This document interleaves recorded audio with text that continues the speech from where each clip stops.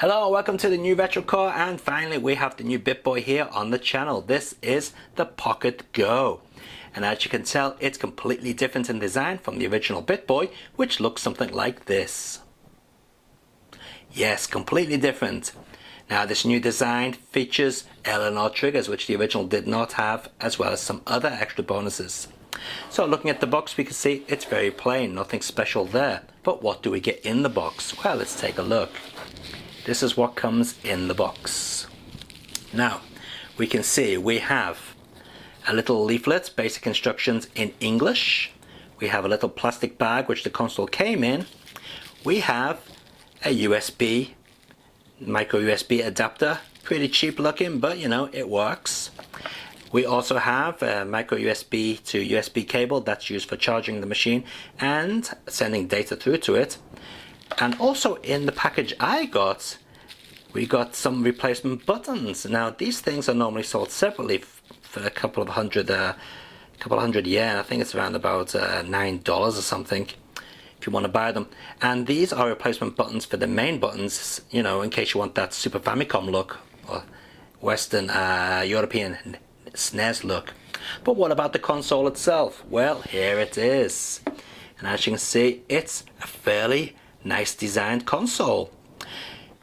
In the hand, it feels really good. It's small, but it has a very nice form factor, and even with big chubby hands like mine, it feels fairly nice. Definitely no cramping feeling there for me. The D-pad itself, it's not bad. I mean, it could be better, but it's reasonable. It doesn't really pivot too well, so it's not great for fighting games, but for shooting games and platformers, it does its job. The buttons here are nice and firm. They got a nice little bit of travel to them. They feel quality. Come out of the factory, we get this plastic cover over the screen. You can take that off, of course. Speaker grill there. Up at the top, we have some various options. We've got the micro SD card slot here. This is the AV out. That's the micro USB in to charge it and transfer data. And that's a headphone out and a reset button. L&R triggers, volume control here, which was also missing on the original machine, and a power switch right here. Now, when you power this thing on, it comes on fairly quickly, so let's just power it on. And as you can see, it boots up fairly quickly, no waiting around for that. And straight into the machine. Okay, now let's make sure we got this in focus while I show you the actual screen quality. I think it's in focus. Now as you can see, the screen has pretty good viewing angles on it. It's a very nice screen, bright and colorful. But it has one slight issue. It only refreshes at 30 Hz. Yeah, now that is a bit of a problem. But I want you to keep one thing in mind. This device, brand new, is $50 shipped. That's extremely cheap. So keep that in mind. Now, most of us will be fine with a 30 Hz screen. In fact, some of us probably wouldn't even notice. But there are many people out there who would also like a 60 Hz screen because they've got to have those 60 frames per second. So if you're one of those people, then this is definitely not a machine for you. But if you are not one of those people, you might be interested to see how good the emulation is on this device. I've just gone to sleep. But before we do that, let's take a quick look at some of the little features that come with it out of the factory. As you can see, we're in the emulation section here at the moment, and it's got quite a few different emulators built in.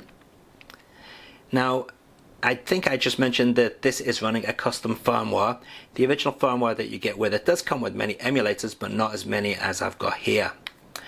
Okay, and if we move over, we've got various applications such as file browsers, music player and video player. We've got some options and things there to customize the front end.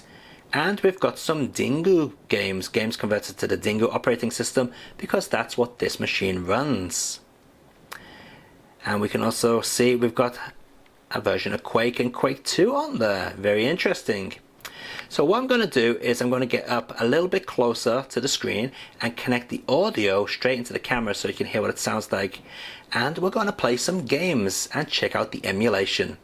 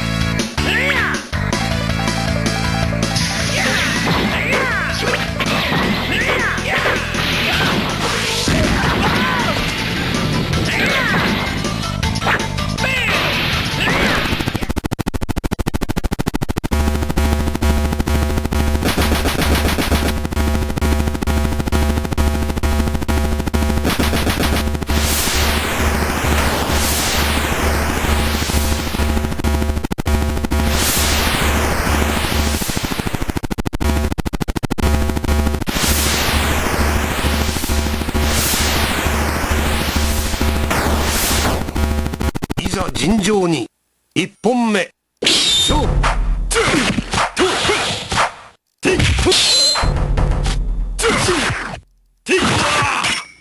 旋風列弾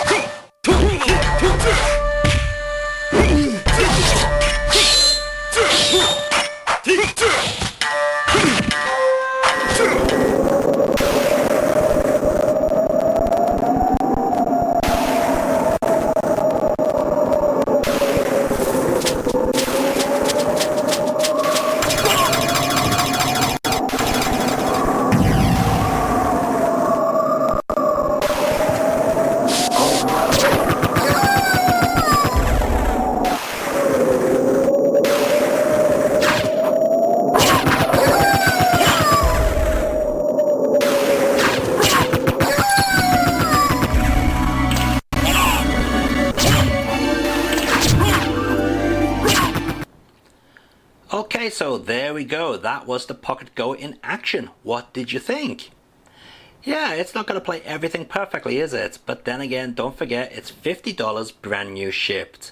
And that does include the SD cards. In fact, I've seen it selling even cheaper on certain sites. So yeah, not bad for the money, is it?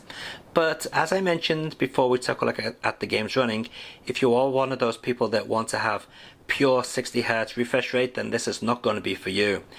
You may feel a bit of lag in there, but you know, your average gamer, you just want something to play on the road, that's not going to bother you, to be honest. The games are fully playable, not a problem at all. PlayStation, it plays some games okay, some of them don't run very well at all. But yeah, overall it's playing quite a lot of different games at reasonable speeds, some of them perfectly fine. So I'm going to put some links in the video description down below. Those links will give you information on how to add the custom firmware and also links to purchase the machine itself. None of them are affiliated, so I don't get anything from them. But yeah, please do check them out if you're interested in buying a Pocket Go. And by the way, if the links for the custom firmware go down or change, please don't ask me to update them. I just don't have the time or the time to support and tell you how to update the firmware. It's really easy anyway. A quick Google search will figure that one out for you. Okay, so until next time, keep on gaming and enjoy your games. Take it easy, guys. Bye.